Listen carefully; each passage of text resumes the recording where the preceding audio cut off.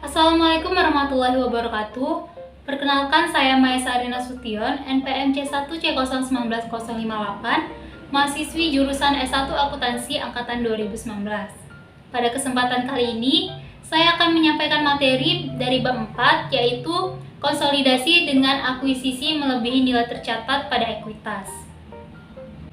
Nah, sebelum kita masuk ke bab 4, perlu diketahui bahwa ketika perusahaan akan mengakuisisi dengan memberikan imbalan yang sama dengan nilai tercatatnya, itu biasanya jarang terjadi. Malah yang sering terjadi itu biasanya perusahaan mengakuisisi melebihi nilai tercatat. Karena sebelum mereka melakukan akuisisi, suatu perusahaan yang akan mengakuisisi perusahaan lain itu akan melakukan uji kelayakan. Ketika perusahaan mengakuisisi dengan memberikan imbalan melebihi nilai tercatat, maka muncullah yang namanya diferensial atau selisih. Materi yang pertama ada karakteristik konsolidasi dengan akuisisi melebihi nilai tercatat. Pertama ada prosedur konsolidasi, di mana berbagai prosedur dapat mempengaruhi proses penilaian kelayakan bisnis saat proses kombinasi bisnis. Faktor-faktor tersebut antara lain, yang pertama prospek bisnis perusahaan yang akan diakuisisi, terutama dalam menciptakan penghasilan tambahan bagi perusahaan pengakuisisi.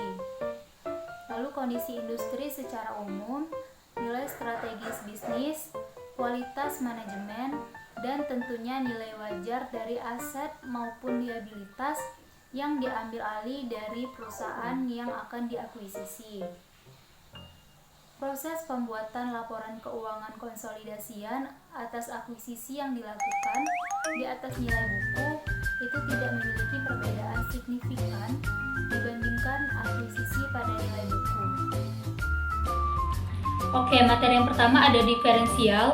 Berdasarkan PSAK 22, diferensial itu harus dialokasikan ke aset yang teridentifikasi atau ke liabilitas yang diambil alih yang mempunyai nilai wajar yang berbeda dengan nilai tercatatnya.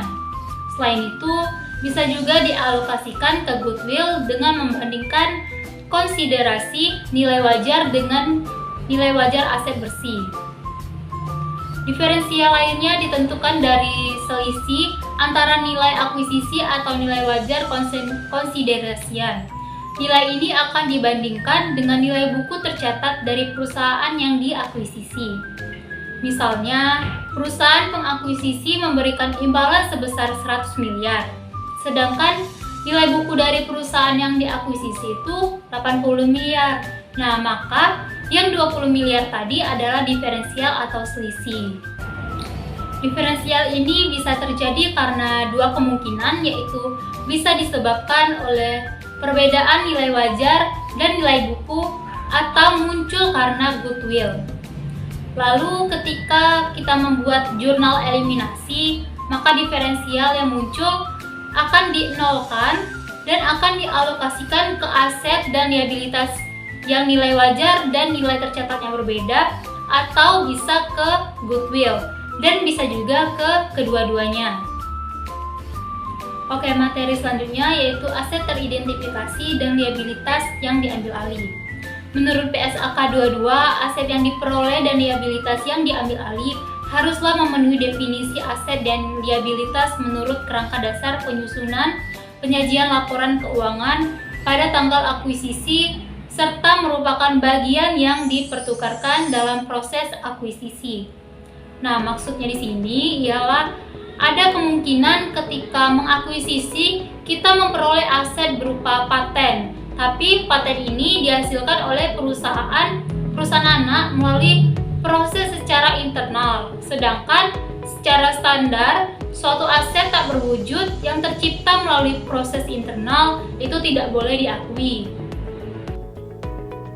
Pengklasifikasian dan penentuan aset teridentifikasi dan liabilitas yang diambil alih itu perlu didasarkan pada hal seperti persyaratan kontraktual, kondisi ekonomi, kebijakan operasional dan akuntansinya, serta kondisi terkait lainnya yang ada pada tanggal terjadinya akuisisi. Perusahaan yang melakukan akuisisi akan mengukur aset teridentifikasi yang diperoleh dan liabilitas yang diambil alih dengan nilai wajar pada tanggal akuisisi. Selain itu, menurut PSAK 22 juga menyatakan bahwa dimungkinkan untuk memunculkan suatu aset atau liabilitas baru yang sebelumnya tidak diakui oleh pihak yang diakuisisi. Nah, misalnya PT Andala sebelumnya tidak mengakui adanya paten, tapi menurut PSAK 22, PT Nusantara yang mengakuisisi boleh memunculkan adanya aset berupa paten tersebut pada saat akuisisi. Oke, materi yang selanjutnya adalah goodwill. Nah, sebelumnya kita harus tahu bagaimana cara memperhitungkan goodwill. Goodwill itu akan diperhitungkan dengan membandingkan antara nilai konsiderasi nilai wajar dibandingkan dengan nilai wajar aset yang diperoleh dan liabilitas yang diambil alih. Menurut PSAK 48, goodwill tidak diamortisasi, tapi goodwill akan dilakukan pengujian penurunan nilai jika terdapat indikasi bahwa terjadi penurunan nilai aset. Bisa dikatakan juga bahwa goodwill itu mencerminkan pandangan investor atas potensi atau nilai lebih yang dimiliki investasi, sehingga pihak pengakuisisi mau membayar lebih atas nilai bersih aset yang dimiliki pihak yang diakuisisi. Jika suatu kombinasi bisnis memunculkan pengakuan terhadap goodwill, maka goodwill yang diakui itu merupakan subjek pengujian penurunan nilai sesuai dengan PSAK 48 dan tidak dapat diamortisasi.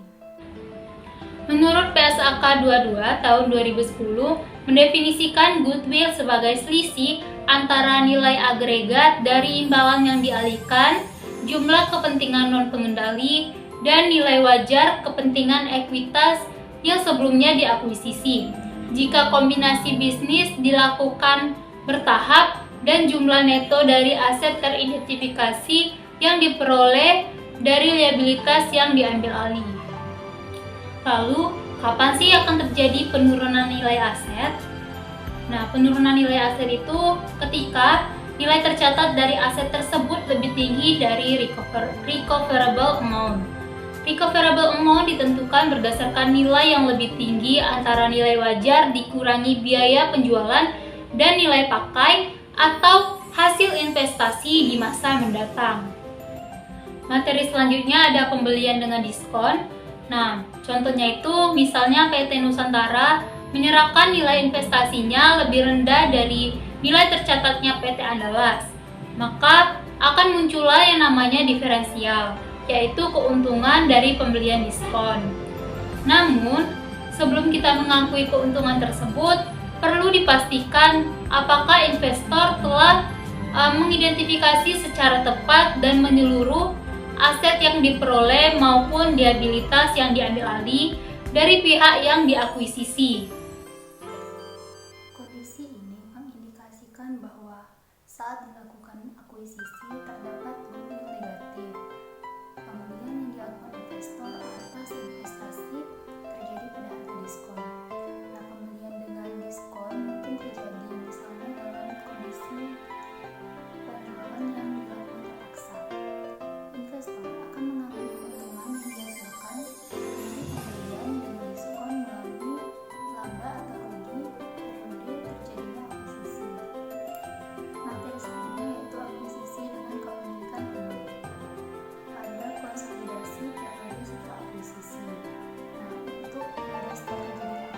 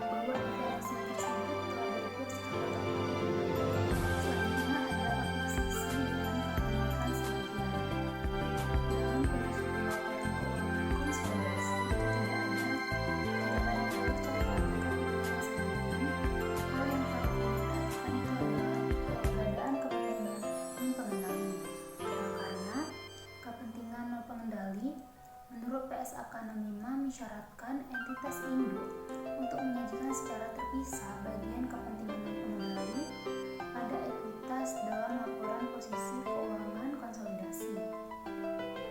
Hal ini dimaksudkan untuk menunjukkan kepada pengguna laporan keuangan seberapa besar bagian dari aset yang dimiliki entitas anak yang tidak dimiliki atau dikuasai oleh entitas induk.